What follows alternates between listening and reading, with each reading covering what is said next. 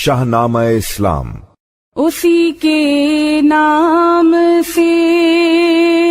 آغاز ہے اس شاہنامے کا، ہمیشہ جس کے در پہ سر جھکا رہتا ہے خامے کا، ہمیشہ جس کے در پہ سر جھکا رہتا ہے خامے کا، اسی کے نور سے پر نور ہے شمس و قمر تارے، وہی ثابت ہے جس کے گرد پھرتے ہیں یہ سیارے، وہی ثابت ہے جس کے گرد پھرتے ہیں یہ سیارے۔ اسی کے نام سے آغاز ہے اس شاہ نامے کا، ہمیشہ جس کے در پر سر جھکا رہتا ہے خامے کا، اسی نے ایک حرف کن سے پیدا کر دیا عالم، کشاکش کی صدائے ہاؤ ہو سے بھر دیا عالم، نظام آسمانی ہے اسی کی حکمرانی سے، بہار جاودانی ہے اسی کی باغبانی سے، اسی کے نور سے پر نور ہیں شمس و قمر تارے، وہی ثابت ہے جس کے گرد پھرتے ہیں یہ سیارے، وہی ہے کائنات اور اس کی مخلوقات کا خالق، تو جمادات اور حیوانات کا خالق، بشر کو فطرت اسلام پر پیدا کیا جس نے، محمد مصطفیٰ کے نام پر شیدا کیا جس نے۔ السلام علیکم، آج رمضان المبارک کی 19 تاریخ ہے، آپ سب کو 19واں روزہ مبارک ہو۔ فضاؤں میں ہر طرف وہی سرمدی کیفیت ہے کہ جو دلوں کی پاکیزگی سے نس نس میں سمانے لگتی ہے، ہر طرف اللہ رب العالمین کی حمد و ثنا ہے، سرکار دو عالم پر صلاۃ و سلام کا سلسلہ ہے۔ ہر مسلمان اس مہینے میں خوش، بہت ہی خوش ہے، اس لیے کہ اس کے مالک نے، خالق نے، 70 ماہوں سے زیادہ محبت فرمانے والے نے، لوح محفوظ پر قسمتوں کا فیصلہ لکھنے والے نے، اور دعاؤں کے نتیجے میں قسمتوں کا فیصلہ تبدیل کرنے پر قدرت رکھنے والے نے، زندگی دینے والے نے، موت دینے والے نے، بیماری دینے والے نے، شفا دینے والے نے، کامیابی دینے والے نے، ناکامی دینے والے نے، عزت دینے والے نے، ذلت دینے والے نے، زوج تجرد دینے والے نے، اولاد بے اولادی کے دینے والے نے، ہر چیز پر قادر مالک الملک نے اس مہینے کو اپنا مہینہ قرار دیا ہے اور اس کا اجر بنفس نفیس عطا کرنے کا اعلان کیا ہے۔ یہ مہینہ روح کی سرخوشی کا، دل کے قرار کا، اپنے اعمال کے جائزے کا اور آنے والے دنوں کے لیے عزم نو کا مہینہ ہے۔ ہم رمضان المبارک میں جہاں دیگر سعادتیں حاصل کر رہے ہیں، وہیں ابو الحسن حفیظ جالندری کا شاہنامہ اسلام پڑھنا اور سننا بھی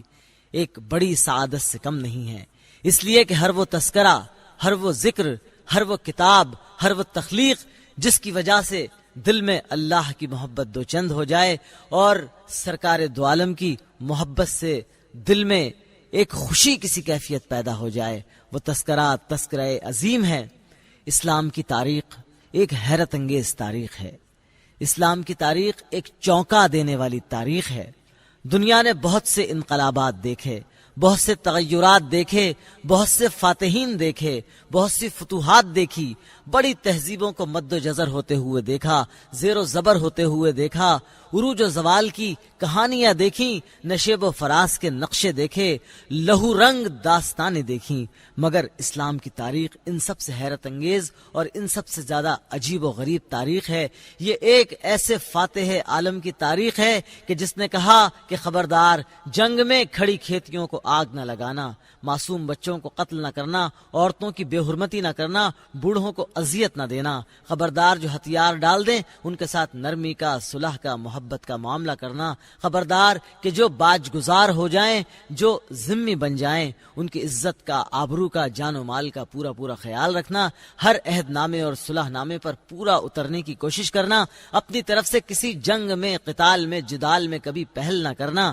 دنیا کو جس نے مساوات کے اصول سکھائے، جس نے امن دیا، جس نے سلامتی دی، جس نے بھٹکی ہوئی، بہکی ہوئی انسانیت کو صراط مستقیم پر چلنے کا طریقہ، قرینہ، سلیقہ سکھایا، وہی آقا و مولا، وہی محسن انسانیت، وہی رحمت للعالمین، اسی نے قیادت کی، اس جیش کی، اس قافلے کی، اس کارواں کی، اس لشکر کی کہ جس کے ایک ایک فرد کو خود رسول پاک نے ستارے کی مانند کہا کہ ان میں سے جس کی بھی اتباع کر لو، تمہاری نجات کے لیے، تمہاری فلاح کے لیے کافی ہے۔ میں سوچتا ہوں، آپ بھی سوچتے ہوں گے، حفیظ جالندری نے بھی جب یہ مارکت العرا نظم تحریر کی ہوگی، ان کا تصور بھی انہیں وہیں لے جاتا ہوگا، مکے کی گلیوں میں، مدینے کی گلیوں میں، اس ماحول میں کہ جہاں پر ایسے لوگ کہ جنہیں ان کے بستی والوں نے، ان کے شہر والوں نے، ان کے معاشرے والوں نے، ان کے قبیلے والوں نے، ان کے پڑوسیوں نے، ان کے بھائی بندوں نے، ان سے خون کا رشتہ کرنے والوں نے نہایت بے اعتنائی کے ساتھ، نہایت صفاکی کے ساتھ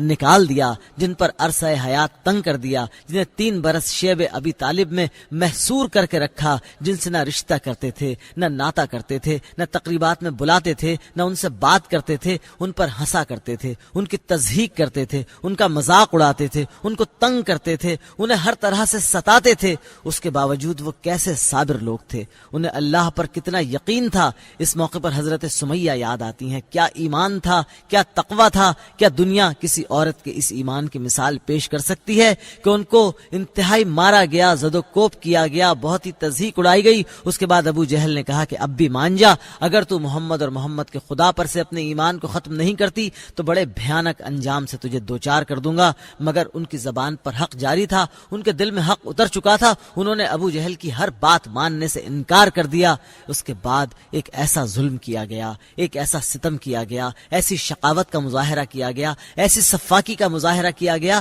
کہ رونگٹے کھڑے ہو جاتے ہیں، دل کانپنے لگتا ہے، اعصاب سنسنانے لگتے ہیں۔ 2 اونٹ منگوائے گئے اور حضرت سمیہ کو اس طرح سے باندھا گیا کہ ایک ٹانگ ایک اونٹ کے ساتھ، دوسری ٹانگ دوسرے اونٹ کے ساتھ، دونوں اونٹوں کا رخ مخالف سمت میں کر دیا گیا اور پھر دونوں کو چابک مار کے وہاں سے بھگا دیا گیا۔ تیز رفتار 2 اونٹ مخالف سمتوں میں بھاگے اور حضرت سمیہ کا جسم 2 حصوں میں تقسیم ہو گیا۔ ایک پن چبھتی ہے، ایک پھانس لگتی ہے تو کتنی چبھن اور تکلیف ہوتی ہے، اس تکلیف کا تصور کیجئے جس سے حضرت سمیہ گزری، پورا جسم 2 حصوں میں تقسیم ہو گیا، 2 اونٹ تیز رفتاری کے ساتھ مخالف سمتوں میں بھاگ رہے ہیں اور جسم ایک ٹانگ ایک اونٹ سے، ایک ٹانگ دوسرے اونٹ سے مدی ہوئی ہے۔ اس کے باوجود نہ ایمان ترک کیا، نہ اللہ پر یقین ترک کیا، نہ رسول کی محبت ترک کی، نہ اشہد ان لا الہ الا اللہ و اشہد ان محمد رسول اللہ کی شہادت دینے کے بعد اپنی شہادت سے پیچھے آئیں۔ یہ ایمان تھا، یہی ایمان صحابیوں اور صحابیات کا تھا کہ جس نے سرکار دو عالم کی فیض صحبت سے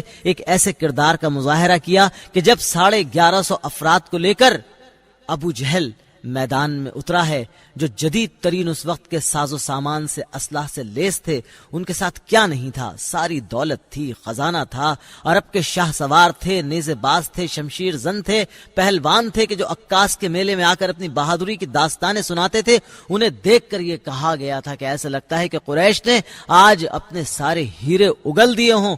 وہ لوگ کس طرح سے اللہ رب العالمین نے ایک مٹھی مشت خاک پھکوائی سرکار دو عالم سے، ریت اور کنکر جس کے چہرے پہ لگتے تھے چہرہ بگڑ جاتا تھا، جس کی آنکھ پہ لگتے تھے آنکھ ضائع ہو جاتی تھی، اور اس مٹھی بھر خاک نے کفار کو شکست فاش سے دوچار کر دیا۔ اس کے بعد جب حالت جنگ کا جائزہ لیا گیا کفار کے فرار ہونے کے بعد، تو 70 کافر مارے گئے تھے، 70 گرفتار ہوئے تھے۔ حضور پاک صلی اللہ علیہ وسلم، بڑا تاریخی واقعہ ہے، اس گڑھے کے پاس آتے ہیں جہاں کفار و مشرکین کی لاشیں پڑی ہوئی ہیں، اور ان سے سرکار دو عالم کہتے ہیں کہ کیا ہی برے پڑوسی تھے تم۔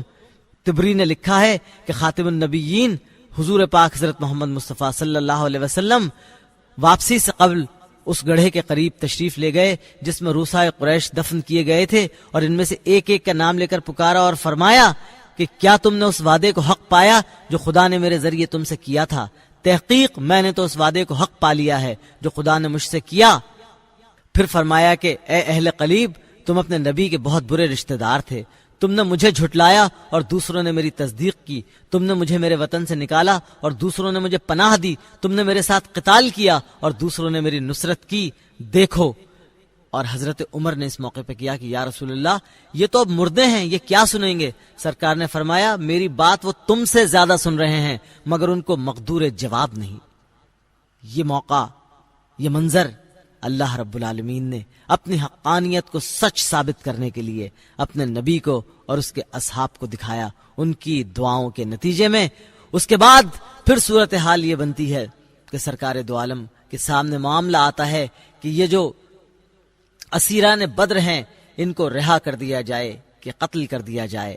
حضرت ابو بکر صدیق سرکار دو عالم کو رائے دیتے ہیں کہ ان کو رہا کر دیا جائے، یہ مسلمانوں کے بچوں کی تعلیم و تربیت کا بندوبست کریں گے۔ حضرت عمر کی رائے یہ تھی کہ نہیں، انہوں نے مسلمانوں کو بہت ستایا ہے، یہ ظالم ہیں، سفاک لوگ ہیں، ان کو موقع ملے گا تو یہ پھر مسلمانوں کو ستائیں گے، اس لیے ان کو قتل کر دیا جائے۔ سرکار دو عالم رحمت للعالمین ہیں، رحمت للعالمین تھے، آپ کو حضرت ابو بکر صدیق کی رائے پسند آئی اس لیے کہ وہ رحمت کے قریب ترین تھی، اور سرکار نے اسائر بدر کو معاف کرنے کا فیصلہ کیا۔ مگر پھر نص قرآنی اللہ رب العالمین نے یہی فرمایا کہ اگر ان کو معاف نہ کیا جاتا تو بہتر تھا، اور حضرت عمر کی رائے سے اتفاق کیا۔ مگر سرکار دو عالم رحمت للعالمین ہے۔ ہم شاہنامہ اسلام کے اسی موڑ پر چلتے ہیں کہ جہاں میدان بدر میں کفار کی، مشرکین کی لاشیں بکھری ہوئی ہیں، ایک گڑھے میں لاشیں ڈال دی گئی ہیں، اور وہاں سرکار دو عالم موجود ہیں، صحابہ کرام موجود ہیں۔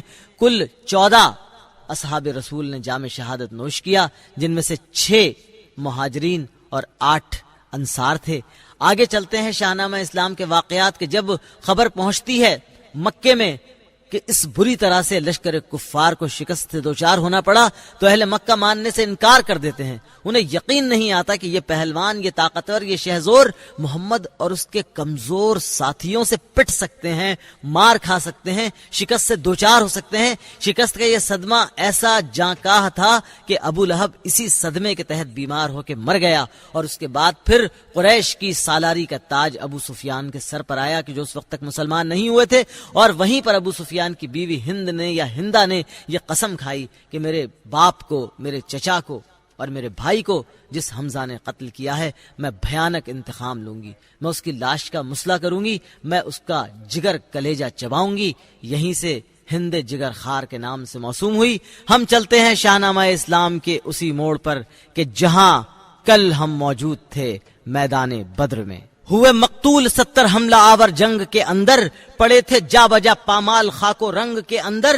یہی 70 برائے قتل و غارت بڑھ کے نکلے تھے، انہی کو موت کی آندھی چڑھی تھی، چڑھ کے نکلے تھے، انہیں اللہ سے، اللہ کے بندوں سے عداوت تھی، سروں میں خود سری تھی اور سینوں میں شقاوت تھی، یہ پھونکوں سے بجھانا چاہتے تھے شمع عرفاں کو، یہ قوت سے دمانا چاہتے تھے نور ایمان کو، یہ سب کے سب مٹانے آئے تھے دین منور کو، یہی حق سے لڑانے لائے تھے باطل کے لشکر کو، یہی سب سے زیادہ تھے رسول پاک کے دشمن، بنائے فرش و عرش و کرسیوں افلاک کے دشمن، یہ بہکاتے تھے راہ راست سے ہر ایک انسان کو، یہ ایذائیں دیا کرتے تھے ہر فرد مسلمان کو، مسلمان ہونے والوں پر ہزاروں ظلم ڈھاتے تھے، برہنہ کر کے جلتی ریت پر ان کو لٹاتے تھے، انہی کے جسم ہائے سخت سے اب نرم تھی مٹی، انہی کے لاشہ ہائے سرد تھے اب گرم تھی بھٹی، غلام اور لونڈیاں سید زبوں تھیں ان کے پنجوں میں، جنہیں اظہار ایمان پر یہ کستے تھے شکنجوں میں، یہی تھے آج اور دستے اجل کا سخت پنجہ تھا، انہی کی گردنیں تھیں اور عبرت کا شکنجا تھا، مظالم میں خیال پیش و پس آتا نہ تھا ان کو، ضعیفوں پر یتیموں پر ترس آتا نہ تھا ان کو، یہی تھے اب کہ جز لعنت نہ تھی کوئی نوا ان پر، ہوا دیتی تھی البادی ازلم کی ندا ان پر، یہی تھے امتیاز نسل خوں پر ناز تھا ان کو، خودی اور خود نمائی کے جنوں پر ناز تھا ان کو، پڑے تھے اب یہی مٹی کے اوپر سر نگوں ہو کر، جنوں نتنوں کے رستے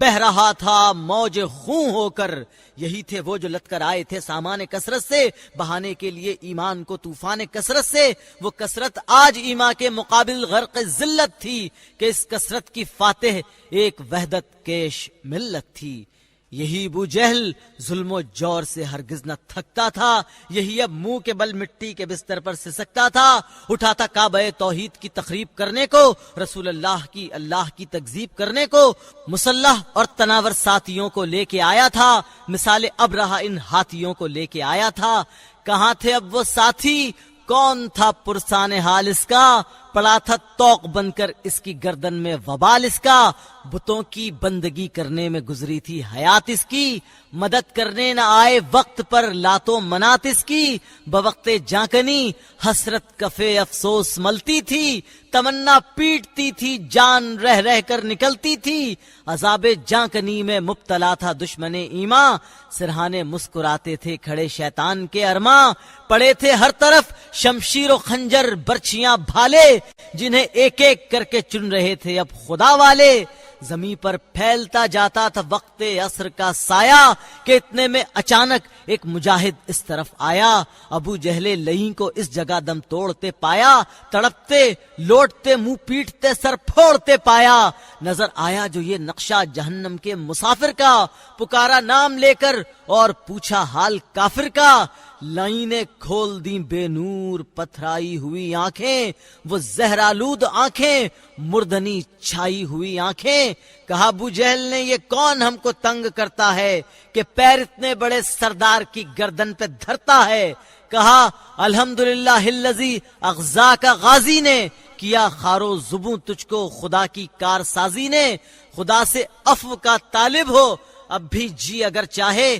کہا ابو جہل نے خاموش او یسرب کے چرواہے، حبل میرا خدا ہے لات و عزا ہے خدا میرے، وہی میرے محافظ ہیں وہی حاجت روا میرے، قریشی فوج کا سردار ہوں میں، جان لے مجھ کو بڑا بھاری سپہ سالار ہوں، پہچان لے مجھ کو بتا ہم کو ملی ہے فتح یا تم بے نواؤں کو، تمہارے ایک خدا کو یا ہمارے سب خداؤں کو، تیرے ساتھی کدھر ہیں قتل ہو کر رہ چکے ہوں گے، مسلمانوں کے لاشیں موج خون میں بہ چکے ہوں گے، کہاں ہے وہ تمہارا مایہ صد ناز پیغمبر، وہ عبداللہ کا بیٹا صاحب اعجاز پیغمبر، سرے میدان کیا ہے ہم نے اس کا بندوبست، آخر ہمارے دیوتا نے اس کو دی ہوگی شکست آخر،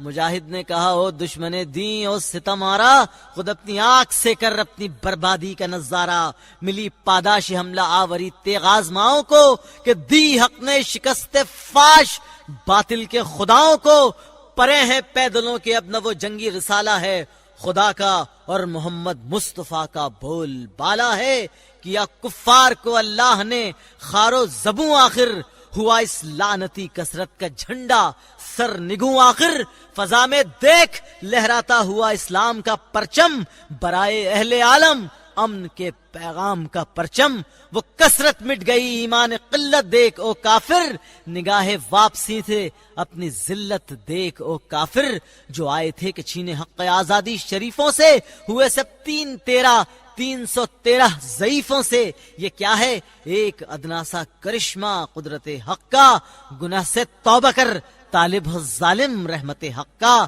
اگر تو آخری ساتھ پہ بھی انسان ہو جائے تو شاید حشر میں مشکل تیری آسان ہو جائے، یہ سن کر اس لئی نے دھندلی ایک نظر ڈالی، نظر آئی اسے وادی قریشی فوج سے خالی، بس اپنے پے کرے حسرت کا منہ تکنے لگا کافر، کراہت چیخ ماری گالیاں بکنے لگا کافر، شرافت کا نہ پایا کچھ اثر، جب اس کمینے پر مجاہد نے سنبھالی تیغ بیٹھا چڑھ کے سینے پر، کہا ابو جہل نے اے بکریوں کے پالنے والے، میں زخمی ہو کے بے شک پڑ گیا ہوں اب تیرے پالے، ذرا گردن بچا کر کاٹنا، سرباز سر میرا رہا ہے عمر بھر دنیا میں سرفراز سر میرا، کہ جس کو دیکھنے والے کہیں سردار کا سر ہے، بڑے گردن افراز و سپاہ سالار کا سر ہے۔ مجاہد مسکرایا اور اس خود سر کا سر کاٹا، بڑے ازلم بڑے اخبس بڑے اکفر کا سر کاٹا،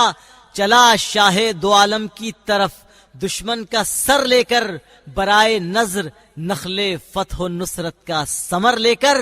خدا کے فضل سے حاصل ہوئی یہ فتح فیروزی، لگی ہونے مجاہد زخمیوں کی زخم اندوزی، اسیروں کی حفاظت کے لیے سامان فرما کر، نماز اپنے شہیدوں کی پیمبر نے پڑھی آ کر، ہوا یہ انتظام اب حسب فرمانے رسول اللہ، ہوئی تکمیل تدفین فدایان رسول اللہ، دعا فرما کے ان سب کو گناہ سے پاک فرمایا، شہادت پانے والوں کو سپرد خاک فرمایا، ملی اس جنگ میں جن کو شہادت کی علمداری، تھے ان بختاوروں میں 6 مہاجر 8 انصاری، سرے مقتل ہوئی گنتی جو مقتولان دشمن کی، تو 70 سرنگوں لاشیں تھی سرداران دشمن کی، ہوا ارشاد ان کی پردہ پوشی بھی ضروری ہے، کھلے میدان میں لاشیں چھوڑ جانا بے شعوری ہے، صحابہ پر اگرچہ انتہائی ذوف طاری تھا، مگر ارشاد پیغمبر انہیں ارشاد باری تھا، پڑی تھیں جا بجا میدان گیر و دار میں لاشیں، اٹھائیں اور سلائیں ایک کشادہ غار میں لاشیں، ہوئی معمور پھر صبر و سکون سے بدر کی وادی، کنارے غار استادہ ہوا اسلام کا ہادی، مخاطب کر کے ہر مقتول کو حضرت نے فرمایا کہ ہم سے حق نے جو وعدہ کیا تھا ہم نے حق پایا، کہو اے ادبا اے ابو جہل اے شوکت کے متوالو، جو تم پر عہد تھا اللہ کا اس پر نظر ڈالو، بتاؤ غار والو آج تو تم کو یقین آیا، وعید حق کا پایا تم نے ایفا یا نہیں پایا، نبی کی قوم تھے تم سب مگر انسان کی ضد تھے، کہ از آغاز تا انجام شیطان کے موید تھے، میری تصدیق کی لوگوں نے پر تکذیب کی تم نے، خدا کی بہترین تعمیر کی تخریب کی تم نے، نکالا تم نے گھر سے مجھ کو اوروں نے اقامت دی، اٹھے تم قتل و غارت کو مگر اوروں نے نصرت دی، ہوئے حائل تم ہی راہ فلاح آدمیت میں، بتاؤ کیا کہو گے پیش حق اپنی بریت میں، خطاب اس طرح مقتولوں سے جب حضرت نے فرمایا، صحابہ کے دلوں میں ایک تحیر سا امڈ آیا، کہا جن کو حضور آواز دیتے ہیں وہ مردہ ہیں، بھلا آپ کس کی سنتے ہیں، اجل کے زخم خوردہ ہیں، ہوا ارشاد زندوں سے زیادہ سن رہے ہیں یہ، برائی کے برے انجام پر سر دھن رہے ہیں یہ، مال کار پر ہے انتہائی اضطراب ان کو، مگر حاصل نہیں ہے آج مقدور جواب ان کو، نماز عصر کا وقت آ گیا ان کام دھندوں میں، ہوا بیتاب ذوق بندگی اللہ کے بندوں میں، فضا میں گونج اٹھی پھر صدا اللہ اکبر کی، ہوئی روح حقیقی جلوگر دین پیمبر کی، وضو کر کے صفے میدان میں باندھی شان والوں نے، خدا کے سامنے سر رکھ دیے ایمان والوں نے، سنے نغمات شکر ان فتح مندوں کی زبانوں سے، اتر آئے فرشتے لے کے رحمت آسمانوں سے، تعجب خیز تھا یہ ربط و ضبط انسان فانی کا، چڑھا ہرگز نہ اس امت کو نشہ کامرانی کا، یہ پہلی فتح تھی انسان کی شیطان کے اوپر، کہ بعد فتح قائم تھا بشر ایمان کے اوپر، بشر یہ بھی تھے لیکن قلب ان کے شر سے خالی تھے، مقاصد تھے بلند ان کے، ارادے ان کے عالی تھے، نہ تھی راہ خدا میں خواہش نام و نمود ان کو، پے حب نبی مقصود تھی نفی وجود ان کو، جب آئے تھے تو کمزور اور نہتے اور تھوڑے تھے، نہ ان کے ساتھ خیمے تھے نہ ان کے ساتھ گھوڑے تھے، نہ ان کی پشت پر تھی کوئی بھی امداد انسانی، نہ کھانے کے لیے روٹی نہ پینے کے لیے پانی، میسر کچھ نہ تھا سامان و ساز و برق سے ان کو، اسی حالت میں ٹکرانا تھا سیل مرگ سے ان کو، ہنکا لائی تھی آزادی ہلاکت کی طرف ان کو، کہ سینے تان کر ہونا تھا تیروں کا ہدف ان کو امڑ آئی تھی جب تیغوں کی موجیں تند و تیز ان پر، بہر سو اپنے ہاتھوں بند تھی راہ گریز ان پر۔ انہیں اس وقت بھی اللہ پر ایمان کامل تھا، انہیں قرآن کے وعدے پہ اطمینان کامل تھا، وہی وعدہ جسے اصل اصول زندگی کہیے، حیات نوع انسان کے لیے پائندگی کہیے، مجاہد کے لیے دنیا و دین کی سرفرازی ہے کہ مرنے سے شہید اور زندہ رہ جائے تو غازی ہے۔ یہی ذوق یقین باعث تھا ان کی استقامت کا، قدوم استقامت ہی پہ سر خم ہے کرامت کا۔ یہی وہ تھے میسر تھی جنہیں اب فتح و نصرت بھی، مہیا تھے صلاح جنگ بھی، مال غنیمت بھی، جواں مردی سے حملہ آوروں پر فتح پائی تھی، سرے میدان دیا تھا امتحان، جرت دکھائی تھی، بڑی جرت سے حاصل کر چکے تھے ہمتوں والے، کمانے تیر زرہیں گرز ڈھالے، برچھیاں بھالے، خیام اور بارگاہیں، اونٹ گھوڑے ڈھول نقارے، رسد کی خرجیاں، بالکل نئے کپڑوں کے پشتارے، سبھی کچھ آج حاصل ہو گیا تھا سرفروشوں کو، یہ روز فتح کا تحفہ ملا تھا دلق پوشوں کو، مگر اس فتح پر ہرگز نہ تھا عجب اور ناز ان کو، کہ ناز قرب حق نے کر دیا تھا بے نیاز ان کو، نہ اتراتے تھے جرت پر نہ اپنے زور بازو پر، خوشی تولی ہوئی تھی شکر خالق کے ترازو پر، زمین و آسماں جن و ملائک سخت حیراں تھے کہ یہ اللہ کے بندے نئی فطرت کے انسان تھے، انہیں اب بھی نہ خنجر پر نہ بھالے پر بھروسہ تھا، خدا پر اور اپنے کملی والے پر بھروسہ تھا، سمجھتے تھے کہ یہ اللہ کا احسان ہے سارا، دکھایا جس نے قدرت اور صداقت کا یہ نظارہ، یہی ایک جذبہ صادق تھا باعث ان کی شادی کا، کہ دیکھا معجزہ تعمیل ارشادات ہادی کا، خدا کے پاک بندے تھے خودی کا دم نہ بھرتے تھے، محمد اور محمد کے خدا کا شکر کرتے تھے، ادھر باطل گریزاں تھا ادھر حق شاد و فرحاں تھا، یہ دن ارشاد قرآن کے مطابق یوم فرقاں تھا، سوارے صبح دوڑا جا رہا تھا شام کی جانب، کہ ہر آغاز کا اقدام ہے انجام کی جانب، مگر اس وقت بھی مشغول تھے اللہ کے غازی، سفر درپیش تھا اس قافلے کو بعد سربازی، نماز عصر پڑھ کر ہو گئی چلنے کی تیاری، مدینے کو بڑھی موجے نوید نصرت باری، ثنا کرتی ہوئی اللہ کے اکرام و احسان کی، سواد بدر سے لوٹی جماعت اہل ایمان کی، بچشم نم شہیدان محبت سے جدا ہو کر چلے بندے خدا کے، ہم رکاب مصطفیٰ ہو کر نہ اتراتے ہوئے آئے نہ اتراتے ہوئے لوٹے، سپاس و شکر کا اظہار فرماتے ہوئے لوٹے، نہ غرہ تھا اسیروں پر نہ سامان غنیمت پر، یہ نازاں تھے فقط اسلام ہی کی قدر و قیمت پر، تھا دل اس شکر سے معمور ان عالی مقاموں کا، کہ حق نے امتحان فرما لیا اپنے غلاموں کا، بلاخر کاروان روز پہنچا شب کی منزل پر، لگا دی آسمان کشتی خورشید ساحل پر، کیا تھا کام دن بھر تھک گیا تھا آفتاب آخر، نہ لایا غازیوں کے جوش بیداری کی تاب آخر، رسول اللہ کے روئے منور پر نظر ڈالی، تبسم دیکھ کر آرام کرنے کی رضا پالی، جھکایا نیر اعظم نے سر تعظیم کی خاطر، شرف اس کو ملا تھا احمد بے میم کی خاطر، مصر پا کر سفر پر لشکر محبوب داور کو، شفق نے لے لیا آغوش میں خورشید خاور کو، جبین شام پر سرخی ندامت کی جو لہرائی، رسول پاک نے بھی اب قیام شب کی ٹھہرائی، ہوا ارشاد ہاں اب وقت ہے آرام لینے کا، خدا کی بخشش خواب و سکون سے کام لینے کا، کیا فرمان ہادی پر قیام ان سر بلندوں نے، ادا کی مل کے مغرب کی نماز اللہ کے بندوں نے، مہیا جو ہوا نعمت سمجھ کر شکر سے کھایا، عشاء کے بعد حزب اللہ نے آرام فرمایا، فلک سے چاند تارے نور کی بارش لگے کرنے، لگی موجے ہوا ان کی ہوا خواہی کا دم بھرنے، ملائک کی جماعت آج پہرے دار تھی ان کی، یہ محو خواب تھے قسمت مگر بیدار تھی ان کی۔ بنا کردوند خوش رسمی بخاک و خون غلطی دن، خدا رحمت کند این عاشقان پاک تینت را۔ شاہ نامہ اسلام وادی بدر سے گزر کر اب آ چکا ہے اس وادی میں کہ جس کا نام مقام اشیل ہے۔ یہ بدر سے ہٹ کر 3 میل کے فاصلے پر وہ مقام ہے کہ جہاں فاتحین بدر نے رات بھر قیام کیا، اور اس کے بعد اگلے 3 دن بھی یہیں پر سرکار کے حکم سے ٹھہرے رہے۔ یہاں سے حضرت